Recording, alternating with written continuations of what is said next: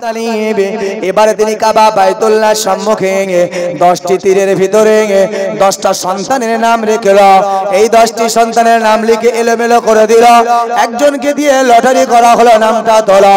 ভাই আমার দোস্ত আমার, যখন লটারিটা করার পরে তোলা হলো, ওই সময় দেখা গেল যে নামটি এলো ওই নামটি অন্য কারণ নন, তিনি হলেন নূরে মুজাসসামের পিতা, যার পেশানিতে নূরে মুজাসসাম ছিল, সেই হযরতে আব্দুল্লাহর নামটা উঠে আসে। নবী বলেছেন আমি দুইজন জবিহুল্লাহর পিতা। নবীর আদি পিতা হযরতে ইব্রাহিম নবীর এক সন্তান ইসমাইল, আরেক সন্তান হলো ইসহাক। দুইজনে হলো নবী, দুইজনে দুটো গোত্র বেরিয়ে এসেছে।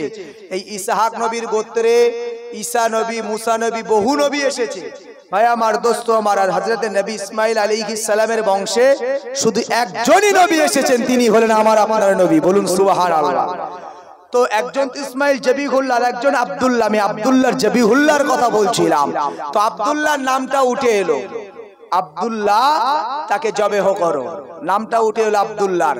ভাই আমার দোস্ত আমার, যখনই আব্দুল্লাহর নামটা খোলা হলো, কুরাইশ বংশধর তারা হযরতে আব্দুল্লাহকে এত ভালোবাসতেন, আব্দুল্লাহকে এত প্যার করতেন, এত মহব্বত করতেন। আব্দুল মুত্তালিব বর্ণনা করে, আমি আব্দুল মুত্তালিব মনে করলাম দেখছি যেন নিজ নিজ সন্তানের থেকেও আমার ছোট বেটা হযরতে আব্দুল্লাহর প্রতি কুরাইশ বংশধর সমস্ত মা বোনেদের প্যার ভালোবাসা যেন সবথেকে বেশি। বলুন সুবহানাল্লাহ। নিজ সন্তানের থেকেও আব্দুল্লাহর প্রতি পিয়ার যেন তাদের বেশি। আসলে এই আকর্ষণটা কার? অন্য কারণ নয়, এই আকর্ষণটা ছিল নূরে মুজাসসামের। একবার জোরে বলুন সুবহানাল্লাহ। এটা নবীর এই মুজাসসাম, নবীর যে নূর, যে জ্যোতিটা তার পেশানিতে ছিল, এই পেশানিতে থাকার কারণে আব্দুল্লাহর আখলাক, আব্দুল্লাহর চরিত্র, আব্দুল্লাহর আদর্শ ছিল সবথেকে উত্তম। কারণ আমার আপনার নবী সম্পর্কে কোরআন জবাব দিয়েছে, লাকাদ কানা লাকুম ফি রাসূলিল্লাহি উসওয়াতুন হাসানা। তোমাদের মধ্য থেকে রাসূল পাঠিয়েছি তোমাদের কাছে, যিনি যার চরিত্র আদর্শটা হলো আমি আল্লাহ, আমার কাছে সব থেকে উত্তম। উসওয়াতুন হাসানা, সব থেকে আফজাল। একবার জোরে বলুন। ভাই আমার দোস্ত আমার, যে নবী সম্পর্কে বলছি, এই নবীর আদর্শ চরিত্র সবথেকে উত্তম, আর সেই নবী আছেন হযরতে আব্দুল্লাহর পেশানিতে। তো আব্দুল্লাহর পেশানিতে আছে কারণ নবী হলেন পরশ পাথরের থেকেও দামি পাথর। একবার জোরে বলবেন না? নবী পরশ পাথরের থেকেও দামি পাথর। পরশ পাথরের সাথে লাগলে কি হয়? স্বর্ণ হয়ে যায়। নবীর সাথে, নবীর সংস্পর্শে যারা এসেছে তারা সোনার থেকে দামি হয়ে গেছে। একবার জোরে বলুন। যাদের মধ্যে ছিলেন আশারায়ে মুবাশশিরা, হযরতে আবু বকর সিদ্দিক, হযরতে ওমর ফারুক, হযরতে উসমান জিন্নুরাইন, হযরতে আলী কাররামাল্লাহু ওয়াজহাহু। ভাই আমার দোস্ত আমার, ইনারা ছিলেন এক একজন সোনার থেকে দামি। নবীজি বলেছে আমার আবু বকর এত দামি, সারা পৃথিবীর মানুষের যদি আমলগুলো এক দাড়ি পাল্লায় রাখা হয়, সারা পৃথিবীর সম্পদ যদি এক দাড়ি পাল্লায় রাখা হয়, আমার আবু বকরের এক রাতের ইবাদত তার থেকে ভারী হয়ে যাবে। একবার জোরে হয় না? হযরত ওমরের কথা নবী বলেছে, আমি রাসূল, আমি হলাম খাতামুন নবী, আমি হলাম নবীদের ভেতরে খতম, শেষ। আমার পরে আর কোন নবী হবে না। যদি হতো নবী তো আমি ওমরের নবী হওয়ার সিফাত, নবীর হওয়ার গুণাবলী ওমরের মধ্যে দেখেছি। বলুন, আমার পরে নবী হলে ওমর নবী হতো। তারা পরশ পাথরের সংস্পর্শে সে সোনা হয়ে গেছে। তো আমার আপনার নবী আব্দুল্লাহর পেশানিতে আছে। তার আদর্শ, তার চরিত্র, তার নীতিমালা সুন্দর তো হবেই, তার চেহারাটাও সুন্দর, কারণ আমার রাসূল ছিলেন সুন্দর। আমার রাসূল সম্পর্কে আম্মা জান আয়েশা বর্ণনা করেন, দুনিয়ার মানুষ শোনো, আমি আয়েশা সিদ্দিকা রাদিয়াল্লাহু তাআলা আনহা জানিয়ে দেই। হ্যাঁ, একটা জামানা ছিল যে সময়ে একজন নবী এসেছিল, নবীর নাম হলো ইউসুফ নবী। ইউসুফ নবীর প্রেম কাহিনী আপনাদের শোনা, ইউসুফ জুলাইকার ঘটনা। ইউসুফ নবীর প্রেমে আসক্ত হয়ে তিনি হযরত ইউসুফ নবীকে একটা আপনার বদনামি করেছিলেন, তাকে জেল খাটতে হয়েছিল, বিভিন্ন ইতিহাস রয়েছে। কিন্তু মূলত যে কথাটি বলা, এটা হবার পরে ইউসুফ নবীর যখন বন্দী করা হলো, পরবর্তীতে বাদশাহ আজিজের যখন স্বপ্নের তাবিরের জন্য তাকে একেবারে সমস্ত বিচার থেকে তাকে নিষ্পাপ আপনার খালাস দিতে হয়েছিল, খালাস দিয়ে তার স্বপ্নের তাবির বলতে এসেছিলেন।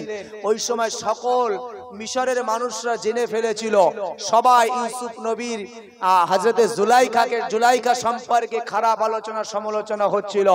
ওই সময় জুলেখা বলেছিলেন, বাদশাহ আজিজ, আমার আপনার কাছে একটা আবদার, আপনি যদি একটু আমার জন্য এরকম ব্যবস্থা করতে পারতেন, আমি একটা বিচার আমি করে দিতাম। হে তরুণেরা, যুবকেরা, জুলাইখা বললেন, হে বাদশাহ আজিজ, মায়েশা হুজুর বর্ণনা করছেন, ওই সময় জুলাইখা বাদশাহ আজিজের কাছে আশা করলেন, আবেদন করলেন, আপনি সারা মিশরের নামি দামি মহিলাদেরকে দাওয়াত করুন, তাদেরকে আমার মেহমান বানান, আর আপনি এইভাবে তাদের জন্য অ্যারেঞ্জমেন্ট করেন। ভাই আমার, দোস্ত আমার, এই জুলাইখা সমস্ত নামি দামি মহিলাদেরকে ডাকলেন, এবার তাদেরকে খেতে দেওয়া হবে। জুলাইখা বলছে, শোনো, তোমাদের সকলের দেখো, সকলের টেবিলে আমি ফল দিয়েছি আর একটা করে চাকু দিয়েছি, তোমরা মনের মতন করে কেটে কেটে তোমরা খাবে। তবে আমি জুলাইখা তোমাদেরকে বলবো, ততক্ষণ পর্যন্ত এই ফল কাটবে না যতক্ষণ পর্যন্ত আমি তোমাদেরকে অনুমতি না দিই। আমি অনুমতি দেব, তারপরে তোমরা কাটবে। যুবকেরা, আমার মুরব্বিয়ানেরা, হযরত জুলাইখা এবার ইউসুফ নবীকে বললেন, হে ইউসুফ, তোমাকে কিছু সময়ের জন্য আমার সামনে দিয়ে তোমাকে যেতে হবে, আর যে এই মুখ দিয়ে ঢুকবে, এই দরজা দিয়ে তুমি ঢুকবে, আর ওই দরজা দিয়ে বার হয়ে যাবে, কোথাও তুমি দাঁড়াবে না, আর দ্বিতীয়বার তুমি আর বার হবে না। হযরত ইউসুফ নবী কথা মতো জুলাইখার আগে আগে হাঁটছেন, জুলাইখা পিছে পিছে যাচ্ছেন। সমস্ত মিশরের নারীরা ইউসুফ নবীর দিকে তাকিয়ে রইলেন। সবাই অবাক চিত্রে যখন তাকালেন, সবার অবাক এই মনোভাবটা যখন জুলাইখা বুঝতে পারল, ওই সময় জুলাইখা বললেন, হে মিশরের নারীরা, এবার আমি জুলাইখা তোমাদেরকে অনুমতি দিলাম, তোমরা সকলে এবার নিজের হাতের ফলগুলো তোমরা নিজে হাতে কাটা শুরু করো। ভাই আমার, দোস্ত আমার, আম্মা জান আয়েশা বর্ণনা করে, ওই সময় জুলাইখার ওই সমস্ত মেহমান মহিলারা তারা ফল কাটতে শুরু করলো, কিন্তু আল্লাহর কি সাদৃশ্য, তারা ইউসুফ নবীর চেহারা, ইউসুফ নবীর সৌন্দর্যে এত ফিদা হয়ে গেল। কেউ বলে এটা ফারিস্তা নাকি, কেউ বলে এটা জিন নাকি, এটা কি মানুষ হতে পারে, মুখে এই কথা বলে, আর অনুমতিতে তারা ফল কাটতে শুরু করলো। দেখা গেল একের পর এক মহিলারা, তারা কেউ একটা আঙুল, কেউ দুটো আঙুল, কেউ পাঁচটা আঙুল কেটে ফেললো। তারা অনায়াসে বুঝতে পারলো না। এমত সময় ইউসুফ নবী চলে গেল। জুলাইখা তাদের দিকে তাকিয়ে বলছে, হে মিশরের নারীরা, কেন তোমাদের প্লেটে আমি রক্ত দেখতে পাই, একবার বলো। সবাই নিজ নিজ হাতের দিকে তাকালো, সবার আঙুলগুলো কাটা। ওই সময় জুলাইখাকে বলতে লাগলেন, হে জুলাইখা, এবার আমরা বুঝতে পেরেছি তুমি আমাদের প্রশ্নের জবাব দিয়েছো। আসলে যে ইউসুফকে তুমি এতটা লম্বা সময় এতদিন যাবত যাকে দেখেছো, নিশ্চয়ই তুমি কন্ট্রোল আছো, এটা তোমার জন্য ধন্য। আমরা একটা মুহূর্তের জন্য ইউসুফ নবীকে দেখলাম, এই জন্য যদি আমরা এক আঙুল, দু আঙুল, পাঁচ আঙুল কেটে ফেলি, হে জুলাইখা, নিশ্চয়ই তুমি ইউসুফ নবীকে দেখার পরে তোমার তো জীবনটাই চলে যাবে, এটাই তো হওয়া স্বাভাবিক ছিল। এবার আম্মা জান আয়েশা বলছে, এটা জুলাইখা আর জুলাইখার মিশরের মেহমান যে সমস্ত নারীরা যাদেরকে দাওয়াত করেছিল তাদের কথা। আম্মা জান আয়েশা বলছে, এই নবী সাহাবিয়ারা শোনো, আমি আয়েশা বলছি, নবীকে তোমরা তো ভালো করে দেখতে পাও না, কিন্তু আমি আয়েশা রসুলকে একেবারে কাছাকাছি থেকে আমি দেখি। আমি রসুলকে এত সুন্দর দেখি, রসুলকে এত সুন্দর ভাবে দেখেছি। রসুল সম্পর্কে তোমাদের কাছে বর্ণনা দিই, তোমরা শোনো। এ তরুণেরা যুবকেরা আম্মা জান আয়েশা বর্ণনা দেন, হে মক্কাবাসী শুনে রাখো, হে মদিনাবাসী শুনে রাখো, আমি আম্মা জান আয়েশা জানিয়ে দিই বিশ্ব নবী সরওয়ারে কায়নাত সাল্লাল্লাহু আলাইহি ওয়াসাল্লাম তাকে আমার আল্লাহ এত সুন্দর নূরানি চেহারা দিয়েছে। ওই মিশরের ওই নারীরা, যে মিশরের নারীরা ইউসুফ নবীকে তৎসময় ইউসুফ নবীকে দেখার পরে তারা তাদের আঙুলগুলো কেটে ফেলেছিল। আর আমি আয়েশা তোমাদেরকে জানিয়ে দিই, তারা যদি আজকের দিনের বিশ্ব নবীকে তাদের চোখের সামনে রাখা হতো, তারা তাদের নিজের আঙুল নয় বরং তারা তাদের কালিজাখানা কেটে ফেলতো। একটু জোরে হয় না? রসুলের এত সুন্দর চেহারা ছিল, রসুল এত নুরানি তার সাদৃশ্য ছিল। আম্মা জান আয়েশা বলছে ওই মহিলারা যদি আমার আপনার নবীকে তারা দেখতে পেত, রসুলের ইউসুফ নবীর থেকেও এত সুন্দর চেহারা, আম্মা জান আয়েশা বলছি যদি দেখতো তারা, আমি আয়েশা বলছি তারা কলিজা কেটে ফেলতো। সেই নবী আছে আব্দুল্লাহর পেশানিতে, আব্দুল্লাহর চেহারাটাও সুন্দরময়। কুরাইশের সমস্ত মহিলারা বলল, দেখো হে আব্দুল মুত্তালিব, আমরা কখনোই মেনে নেব না যে আপনি আব্দুল্লাহকেই আপনি কুরবানি করবেন, আব্দুল্লাহর কুরবানি আমরা কেউ বরদাস্ত করব না। আপনি পুনরায় লটারি করুন, আপনি পুনরায় লটারি করুন। আবার ওই আলোচনায় যাচ্ছি ভাই আমার দোস্ত। আবার হযরতে আব্দুল মুত্তালিব আবার তিনি পুনরায় লটারি করলেন। লটারি করার পরে আবার একটা টানা হলো, সেটা বার করার পরে দেখা হলো হযরত আব্দুল্লাহর নাম। আবার আব্দুল্লাহ যখন বলল দেখো আমি আর তোমাদের কথা মানবো না, ওই সময় কুরাইশের মহিলারা বলল দেখুন আপনি আজকে এই কাবার সম্মুখে আপনি আপনার বেটা আব্দুল্লাহকে আপনি এখানে কুরবানি করবেন, এটা কাবার সম্মুখে রেওয়াজ হয়ে যাবে। মানুষেরা নিজ নিজ সন্তানকে মান্যত করে এই কাবার সম্মুখে তারা আগামী দিনে রেওয়াজ হিসেবে কুরবানি করবে, এটা আমরা মেনে নিতে পারলাম না। তো আব্দুল মুত্তালিবকে তখন সমস্ত কুরাইশ বংশধররা বললেন দেখুন তবে আব্দুল্লাহকে যে কোনো পর্যায়ে বাঁচাতে হবে, আমরা আব্দুল্লাহর কুরবানি কোনোদিন মেনে নেব না। তো আব্দুল মুত্তালিব বললেন আমি তো বিপদে পড়ে গেছি, রব তো আমাকে খওফ দেখাচ্ছেন, মালিক তো আমাকে খওফ দেখাচ্ছেন, আমি মান্যত করেছিলাম, তাহলে আমি এখন কি করব, উপায় তোমরা বলো। তখন সকলে মিলে বলতে লাগলো দেখো আমাদের এখান থেকে মক্কা থেকে শাম দেশ 3 দিনের তৎসময়ের রাস্তা, এখন তো রাস্তা ভালো, যাওয়া আসার সুযোগ সুবিধা আছে, এখন অনেক শর্ট টাইম, কিন্তু তৎসময়ে যাওয়ার জন্য 3 দিন সময় লাগতো। তো বললো এক কাজ করুন, আর শাম দেশে একজন মহিলা একজন আলেম আছেন, মহিলা একজন পণ্ডিত আছেন, যে মহিলা অনেক বিষয়ের সমস্যার সমাধান তিনি দিয়ে থাকেন। আপনি এক কাজ করুন, ওই মহিলা গণিকার কাছে চলুন, ওখান থেকে আপনি সিদ্ধান্ত নেন, আমরা কোনো ক্রমে আব্দুল্লাহর কুরবানি মেনে নেব না। এ তরুণেরা যুবকেরা হযরত আব্দুল মুত্তালিব চলে গেলেন সেখানে, ওই গণিকা মহিলার কাছে চলে গেলেন। ভাই আমার দোস্ত আমার সব ঘটনা খুলে খুলে বললেন, তিনি রাতের বেলা এখনো স্বপ্ন দেখেছেন সে কথাও বললেন। ওই সময় আল্লাহ বান্দি ওই গণিকা বলতে লাগলেন, হে আব্দুল মুত্তালিব আপনি এক কাজ করুন, ঘরে চলে যান, আপনি আগামীকাল সকালবেলা আপনি ওই কাবার সম্মুখে গিয়ে আবার আপনি লটারি করবেন, তবে এই লটারির পদ্ধতি একটু আলাদা হবে। আপনি ওই 10 জনের নাম, আপনার 10 সন্তানের নাম লিখবেন, আর 10টা তীর আপনি নেবেন, সাথে করে আপনি বহু উট নিয়ে যাবেন, আর আপনি 10টি উটের নাম ওখানে দেবেন, 10টি উট আর আপনার 10 সন্তান, এই 20 জনাকে দিয়ে আপনি লটারি করবেন। লটারি করার পরে আপনি দেখবেন কার নামটা উঠে আসে, যদি দেখেন পুনরায় আব্দুল্লাহ নাম এসেছে তাহলে আপনি আরো 10টা উট বাড়িয়ে দেবেন, তাহলে 10 10 20 আর এই 10 জন 30টা। ভাই আমার দোস্ত আমার পরবর্তীতে 30টা আপনার 20টা লটারি 20টা উটের নাম দেওয়া হলো, আর এই 10 জন ভাইয়ের নাম দেওয়া হলো, আবার লটারিটা টানা হলো, দেখা গেল আবার হযরত আব্দুল্লাহ নাম। এ তরুণীরা যুবকেরা এ আমার মুরব্বিয়ানেরা, এইভাবে দেখা গেল 30-এর পর 40 50 60 70 80 90।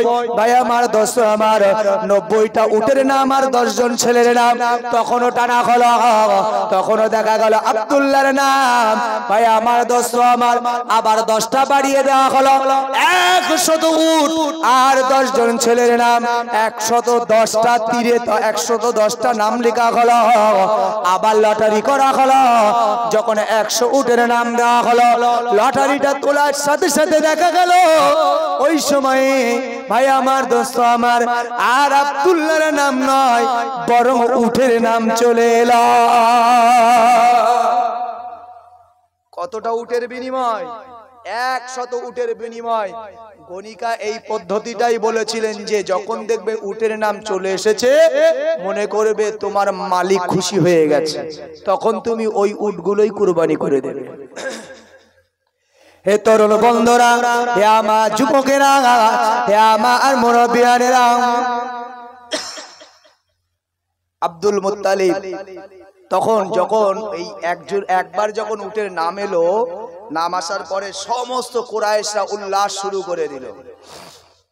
সমস্ত কুরাইশরা যখন উল্লাস শুরু করে দিল, আব্দুল মুত্তালিব বলছে তোমরা উল্লাস করছো, এতবার আব্দুল্লাহর নাম এসেছে আর একবার শুধুমাত্র উটের নাম এসেছে, আমি মেনে নেব না, আমি আব্দুল্লাহকেই কুরবানি করব, আমি মেনে নেব না। একবার মাত্র উটের নাম এসেছে, এতবার আমি ট্রাই করেছি, সব বাড়ি আব্দুল্লাহর নাম এসেছে আর একটা বাড়ি খালি আপনার উটের নাম এসেছে না। কুরাইশ বংশধররা বলল তাহলে আপনি এক কাজ করুন, আমাদের বিশ্বাস আপনার মালিক খুশি হয়ে গেছে, আপনি একবার না এবার 100বার ট্রাই করুন, 100বার আপনি লটারি করুন, আমাদের বিশ্বাস যে আর আব্দুল্লাহর নাম আসবে না। একবার জোরে বলুন। ভাই আমার দোস্ত আমার আব্দুল মুত্তালিব পুনরায় আপনার ওইগুলোকে নিয়ে আবার লটারি করলেন, টানলেন, উটের নাম এলো, আবার লটারি করলেন, টানলেন, উটের নাম এলো। একাধিকবার যখন চেষ্টা করলেন, একাধিকবার চেষ্টা করার পরে দেখলেন সব বাড়ি উটের নাম আসছে, তখন আব্দুল মুত্তালিব সিদ্ধান্ত নিলেন নিশ্চয় মালিক আমার উট 100 উট কুরবানি করেছেন, কবুল করেছেন, আর এই 100 উটের বিনিময় আমার বেটা হযরতে আব্দুল্লাহর কুরবানি কবুল হয়ে গেছে। একবার জোরে বলুন দরুদ শরীফ আল্লাহুম্মা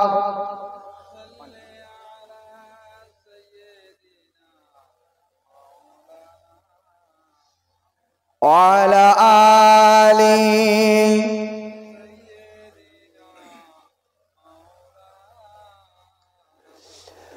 ওলিরা যায় বলে বই খুলে খুলে, পাপ হতে আয় তোরা আয় বহদর, পাপ হতে আয় তোরা আয় বহদর, পাপ হতে আয় তোরা আয় বহদর।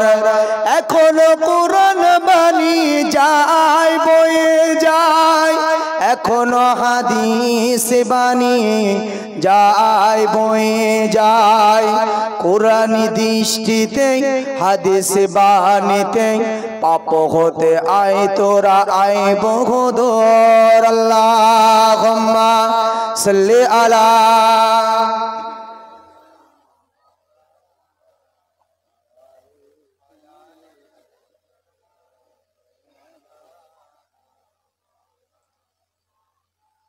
তাই নবীজি বললেন যে আমার সাহাবীরা শোনো, আমি 2 জন জবিহুল্লাহর পিতা, আমার আব্বাজান আব্দুল্লাহর কুরবানি আমার আল্লাহ কবুল করেছিলেন 100 উটের বিনিময়। এবার আমরা শুনবো নবীজি সাল্লাল্লাহু আলাইহি ওয়াসাল্লামের নূরে মুজাসসাম কার কপালে? হযরতে আব্দুল্লাহর কপালে। আমার আপনার নবী, দো জাহানের নবী, প্রিয় রাসূল সাল্লাল্লাহু আলাইহি ওয়াসাল্লামের শানে মাহফিল করেছে। লাভ হবে না? লাভ হবে না? কারণ যে রাসূলের ইত্তেবা, যে রাসূলের ভালোবাসা মহান আল্লাহর নৈকট্য হাসিল করার সিঁড়ি। একবার জোরে বলুন। মহান আল্লাহর কাছে পৌঁছাতে গেলে মহান আল্লাহ বললেন, ইন কুনতুম তুহিব্বুনাল্লাহ ফাত্তাবিউনি ইউহিব্বুকুমুল্লাহ।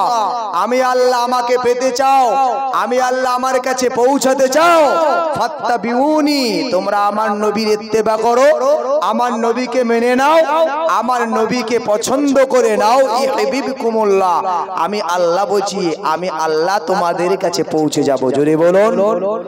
সেই রাসূলের শান নিয়ে আলোচনা হবে, সেই রাসূলকে নিয়ে কিছু আলোচনা। ভাই আমার, দোস্ত আমার, আজকের নবী দিবসের দিন বিশ্ব নবী এই পৃথিবীর জমিনে এসেছেন।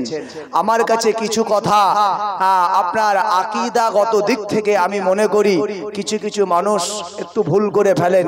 আমি তারপরেও তাদের সাথে কোনো মতনৈক্য, কোনো লড়াই ফাসাদে নয়, বরং আমি তাদেরকেও বলতে চাই, আর আমরা যারা এই আকীদার মানুষ, আমি বলবো না আমরা যে জায়গায় আছি এটা আপনি ঠিক থাকুন, আর যদি মনে হয় না ঠিক নয়, তারপরেও আমি আপনাদের কাছে কিছু তথ্য তুলে ধরি, তারপরে ঠিক থাকা না থাকা আপনার বিবেক। অনেকেই রাসূল এবং আমরা এই দুজনকে আমাদের মতন বা আমাদেরই মতন রাসূল এটাকে গুলিয়ে ফেলে, এটা যেন করবেন না। কারণ রাসূল আর আপনি আমি এক কি? রাসূল আর আমি আপনি এক নয়। ভাই আমার, দোস্ত আমার, যে বিশ্বনবী সরওয়ারে কায়নাত রাসূল সাল্লাল্লাহু আলাইহি ওয়াসাল্লাম পৃথিবীতে আসেনি, রাসূলের কারিশমা শুরু। আপনি পৃথিবীতে না আসার আগ মুহূর্ত পর্যন্ত কি কারিশমা আপনি দেখিয়েছেন? একটু দেখিয়েছেন কখনো মায়ের কোলে লাথি মেরেছেন, মা পেট ধরে যন্ত্রণায় শুয়ে পড়েছে, কখনো হাঁটু দিয়ে একটু আপনি গুঁতো মেরেছেন, মা যন্ত্রণায় শুয়ে পড়েছে, এই তো কারিশমা আপনার। আর নবী পৃথিবীতে আসেনি, নবী পৃথিবীতে আসার আগে, নবীর আসার আগ থেকে এই কারিশমা শুরু। আম্মা জান আয়েশা সিদ্দিকা রাদিয়াল্লাহু তাআলা আনহা, আম্মা জান আমিনা, যিনি হলেন বিশ্বনবীর জননী মা, তিনি বর্ণনা করছেন, আমার বেটা মুহাম্মদ সম্পর্কে তোমরা শোনো, আমার মুহাম্মদ সাল্লাল্লাহু আলাইহি ওয়াসাল্লাম আর অন্য সন্তানের মতন আমার মুহাম্মদ নয়। একবার জোরে বলুন কেন? তিনি বর্ণনা করছেন, আমি আমিনা, আমার গর্ভে আমার সন্তান এসেছে, আমার ভিতরে যে কোনো অনুভূতি সেটা আমি বুঝতেই পারিনি।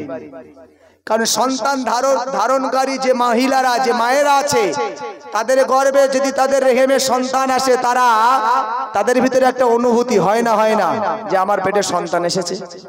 আম্মা জান আমিনা বলছে, আমার গর্ভে সন্তান এসেছে, এই আশাটা আমার কাছে কোনো অনুভূতি ছিল না। আর আশার ভিতরেও দুই রকম বর্ণনা পাওয়া যায়, দুই রকম বর্ণনা এসেছে, আশার তরিকাটাও বর্ণনা দুই রকম। আম্মা জান আমিনা বলেন, আমি যেই দিন আমার বিয়ে হয়, আমার বাসর রাতে আব্দুল্লাহর ঘরের ভিতরে আমি প্রবেশ করলাম, আব্দুল্লাহর হুজরাতে প্রবেশ করলাম, অবাক হয়ে গেলাম, আমি প্রথমে ভয় পেয়ে গেলাম। আম্মা জান আমিনা বললেন, ও দুনিয়ার মানুষ শুনে রাখো, আমি আমিনা যখন আব্দুল্লাহর ঘরের ভিতরে প্রবেশ করলাম, ওই সময় ঘরটা ছিল অন্ধকার।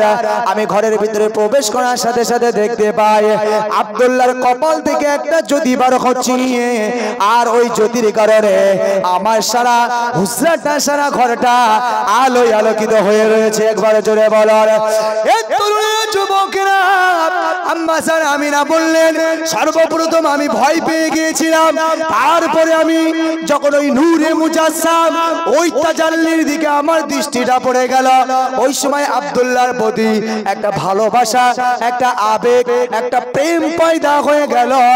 আমি ছুটে আব্দুল্লাহর গলাটা জড়িয়ে ধরলাম, আর আব্দুল্লাহর পিছানিতে আমি একটা চুমা দিলাম, আর চুমা দেওয়ার সাথে সাথে আমি আম্মা জান আমিনা দেখতে পাই, আমি অনুভব করি আমার মুখের মধ্য থেকে, আমার পেটের ভিতরে হযরতে আব্দুল্লাহর পিছানি থেকে একটা উজ্জ্বল জ্যোতি যেন প্রবেশ করেছে। আর একটা বর্ণনা বলেছেন, স্বাভাবিক যে তরিকায় আমরা এসেছি সেই তরিকায়। দুটো বর্ণনা পাওয়া যায়। নবীজি আব্দুল্লাহর এই পিছানির নূরটাকে সে যেন দেখতে পায় আমার রেহেমের ভিতরে প্রবেশ করেছে। আর এক বর্ণনা, তিনি স্বাভাবিক যে ধারণে আমরা এসে থাকি সেইভাবেই নবী পৃথিবীতে এসেছে। নবীকে যারা আমি আর আপনার ভিতরে গুলিয়ে ফেলি, এটাকে আমি একটু বোঝানোর জন্য কটি কথা। যদিও আজকের নবীর না মিলাদুন নবী, মিলাদ মানে হলো জন্ম, আর নবী মানে হলো নবী, নবীর জন্ম নিয়ে আজকে আলোচনা। ভাই আমার দোস্ত আমার, তো বিশ্ব নবী সরওয়ারে কায়নাত নবীজি সাল্লাল্লাহু আলাইহি ওয়াসাল্লাম আম্মাজান আমিনার রেহেম এসেছে। আম্মাজান বলছেন আমি বুঝতে পারতাম না। হে তরুণেরা, যুবকেরা, হে আমার মুরব্বিয়ানেরা, আম্মাজান আমিনা বলেন আমি আমিনা বুঝতে পারি না যে আমার ভিতরে কোনো সন্তান এসেছে, আমি কোনো গর্ভধারিণী মা, আমি আমিনা বুঝতে পারি না। তবে আমি রাতের বেলা একটা স্বপ্ন দেখেছিলাম, আমার বুকের মধ্য থেকে একটা উজ্জ্বল জ্যোতি, এখান থেকে শাম দেশ লম্বা একটা রাস্তা, এই শাম দেশের বড় বড় শহর, বড় বড় অট্টালিকাগুলো আমার শরীরের ভিতর থেকে এই উজ্জ্বল জ্যোতিটা সেই সামদেশে পড়ল। আর মহান আল্লাহ পাক আল্লাহ তাআলা ওই কুদরতে, ওই পাওয়ারের জ্যোতিতে আমি আমিনা আমার চোখে এই মক্কা থেকে শাম দেশের ওই বড় বড় অট্টালিকাগুলো আমার দেখার সুযোগ করে দিয়েছিলাম। যদিও এই স্বপ্নের ব্যাখ্যা, এর অর্থ বা এর ব্যাখ্যা তৎকালীন সময়ের গণনাকারী বা যে সমস্ত গণককার ছিল, যারা পণ্ডিত তাওরাত ইনজিলের ছিল, তারা বলেছিল আমিনা এই স্বপ্নটা আসলে অন্য কিছু নয়, তুমি একজন শ্রেষ্ঠ মানব, শ্রেষ্ঠ মানবের শ্রেষ্ঠ নবী, যিনি হলেন ইমামুল আম্বিয়া, যিনি হলেন সমস্ত নবীদের নবী, সমস্ত পৃথিবীর শ্রেষ্ঠ মানব তিনি, সেই মুহাম্মদ তোমার গর্ভে এসেছে। একবার জোরে বলুন সুবহানাল্লাহ। তারা বলেছিল আম্মাজান আমিনা, তারপরেও তো বিশ্বাস করতে পারেনি। আম্মাজান আমিনা বর্ণনা করেন, হে দুনিয়ার মানুষ শুনে রাখো, আমি আমিনা রাতের বেলা ঘুমিয়ে আছি, এমত সবাই আমি দেখতে পাই আল্লাহর রহমতের ফারিস্তারা তারা আমার স্বপ্নের মাধ্যমে চলে আসে। আমি আমিনা, আমাকে আহলান সাহলান জানান, আমাকে ওয়েলকাম জানান, আমাকে স্বাগতম জানান, সুস্বাগতম আমিনা, সুস্বাগতম আমিনা, তুমি হলে আখিরি নবী, নূর নবী, নূরে মুজাসসাম, বিশ্ব নবী, জগৎ গুরু রাসূল পাক সাল্লাল্লাহু আলাইহি ওয়াসাল্লামের জননী মা। জোরে হয় না? আমিনা বলছে আমি স্বপ্নে দেখলাম, তারপরও আমিনা তিনি স্থির হতে পারছেন না, আমি যে মুহাম্মাদের মা, আমি যে গর্ভধারিণী একজন। হে তরুণেরা, সোনামানিকেরা, হে জওয়ানেরা, কে আমার মুরব্বিয়ানেরা, আম্মাজান আমিনা বর্ণনা করেন, আমি যখন কোনো পাহাড়ের ধারে দিয়ে ঘেঁটে ঘেঁটে যাই, ওই সময় আমি আমিনা দেখতে পাই পাহাড়ের পাথর, আপনার ওই পাথরগুলো, নুড়ি নুড়ি পাথরগুলো, আমি আমিনা আমাকে স্বাগতম জানাই, আমাকে ওয়েলকাম জানাই, আমাকে আহলান সাহলান জানান। কেউ কেউ পাথর আমাকে সালাম জানাই, কেউ কেউ পাথর আমাকে আমিনার মা, আমিনা মুহাম্মাদের মা, শ্রেষ্ঠ নবীর মা দেখে ধন্য হলাম। এমনি করে পাথরের জবান থেকে আমি আমিনা শুনতে পাই, আমি আমিনা এবার অবাক হতে লাগলাম। ভাই আমার দোস্ত আমার, আম্মাজান আমিনা বললেন আমি আমিনা দেখেছি আকাশের উড়ান্ত পাখিগুলো দলে দলে যখন উড়ে যায়, ওই সময় আমি আমিনা যখন আমাকে দেখতে পাই, আকাশের উড়ান্ত পাখিগুলো বলতে থাকে তাদের ভাষা, আমি আমিনা আমি শুনতে পাই, তারা আরবি ভাষায় বলতে থাকে, এ পাখির দল, এ আমাদের পাখির দল, খবরদার খবরদার, তোমরা আর আগে উড়ে যেও না, তোমরা সাইড দিয়ে ঘুরে যাও, কেন ওই দেখো সামনে বিশ্ব নবী, জগৎ গুরু নবীজি সাল্লাল্লাহু আলাইহি ওয়াসাল্লামের জননী মা আম্মাজান আমিনা আসে, খবরদার আমিনার মাথার উপর দিয়ে যেও না, আম্মাজান আমিনার সাথে বিয়াদবি করো না, কারণ আমিনাই হলেন আখিরি নবীর জননী মা। ভাই আমার, দোস্ত আমার, আমি আপনি মায়ের গর্ভে এসেছি, এমন সাদৃশ্য কিছু ঘটেছে নাকি? ঘটেছে নাকি? সম্ভব নয়। ভুল বুঝবেন না, আমি ভুল বুঝানোর জন্য বলছি না, আমি আপনাকে বোঝাতে চাইছি কথা আকীদাগত বিষয়ে। নবী তো নবী, উম্মাত তো আমরা উম্মাত। নবী তো খাস, মহান আল্লাহর মনোনীত, তারা সিলেক্টেড, আমরা বান্দা। আমরা বান্দাল্লাহর, আমরা নবীর উম্মত। আপনি নবীর সাথে আপনার আর আমার মিলানো এটা আকীদাগত দিক থেকে আমি বলবো ঠিক নয়, করবেন না। নবী তো নবী, নবীর সম্মান নবীর জায়গায়, উম্মতের সম্মান উম্মতের জায়গায়। উম্মতের নবীর জন্য সম্মান বুলন্দ হয়েছে, কথা আলাদা, এই কথা, এই বিষয় আলাদা। ভাই আমার দোস্ত আমার, আম্মা জান আমিনা বলছেন, আমি অবাক হয়ে গেলাম। আমি একদিন ঘর থেকে, হুজরা থেকে বেরিয়ে এলাম, সাফা মারওয়া পাহাড়ের দিকে এলাম। এই সাফা মারওয়া পাহাড়ের দিকে যখন এলাম, আমি আসার সাথে সাথে আমি একটু ভয় পেয়ে গেলাম, দাঁড়িয়ে গেলাম চুপ মেরে। আমি দেখতে পাই সাফা পাহাড়ের উপরে একটা বাঘ দাঁড়িয়ে আছে, মারওয়া পাহাড়ের উপরে একটা হরিণী দাঁড়িয়ে আছে। আমি আমিনা অবাক হয়ে গেলাম এই বাঘ আর হরিণীটা দেখে। আর আগে আগালাম না, চুপ করে দাঁড়িয়ে গেলাম। যখন দাঁড়িয়ে গেলাম দেখলাম বাঘটা উপর থেকে এমন ভাবে নামছে যেন খুব আনন্দ খুশিতে দুলতে দুলতে নামছে। হরিণটাও ঠিক একই অবস্থায়, একজন সাফা থেকে একজন মারওয়া থেকে, দুটো পাহাড় থেকে বাঘ আর হরিণী নেমে আসছে। কিন্তু বাঘের খাদ্য হলো হরিণ। জঙ্গলে বাঘ শিকার করে, হরিণ ছিঁড়ে ছুটে খায়। আর সেই হরিণীও একদিক থেকে আসছে, বাঘও আসছে, একই জায়গায় মিলন ঘটছে। আম্মা জান আমিনা বলছে, আমি দেখছি, অবাক হয়ে গেলাম যে বাঘের হরিণের শত্রু বাঘ, কারণ বাঘের খাদ্য হরিণী। বাঘ তো দেখলে ছিঁড়ে কুড়ে খাবে, কিন্তু বাঘ আর হরিণী দুইজনও খুশিতে খুশিতে নিচে নেমে পড়লো, এক জায়গায় হলো। আমি দেখতে পাই বাঘ আর হরিণী এরা যেন বন্ধু বন্ধুর মতন কোলাকুলি করছে। একবার জোরে বলবেন না? আম্মা জান আমিনা বলছে, আমি তখনও, যদিও বাঘ তো, আমি তো মানুষ, ভয় পেয়ে গেলাম। আমিনা বর্ণনা করে, আমি পিছনটা ঘুরে এবার পালাতে চাইবো। যেই পিছনটা ঘুরছি এমতো সময় আমার কানের ভিতরে ওই বাঘ আর হরিণীর আওয়াজ আসলো, যে আওয়াজ, যে ভাষাটা আমি আমিনা বুঝতে পারলাম। এ আমিনা, খবরদার চলে যেও না, তোমাকে দেখে আজ আমার ক্ষুধার্ত নিবারণ হয়ে গেছে। তোমাকে দেখে, হরিণী বলছে, আমি হিংসা ভুলে গেছি। হে আমিনা, তোমাকে দেখে আজ দেখো হরিণী আর বাঘ আমরা একসাথে মিলন করছি, আমাদের আনন্দ দেখো, আমাদের খুশি দেখো।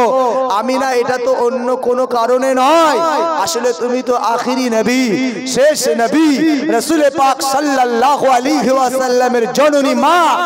আজ তোমাকে দেখে আমরা বড় খুশি হয়ে গেলাম, কারণ নবী হলেন এমন একজন শ্রেষ্ঠ নবী, নবী হলেন এমন একজন দাবি নবী, যে নবীর কারণে মহান আল্লাহ এই কুল সৃষ্টিকায়, কুল দুনিয়াকে মহান আল্লাহ সুন্দর বানিয়েছেন। এই নিয়ামত আল্লাহ দিয়েছেন যে নবী হলো শান্তির প্রতীক, যে নবীর প্রেমিক হলাম আমরা, সেই নবীর মা তুমি। একটাবার আমিনা দাঁড়িয়ে যাও, আমরা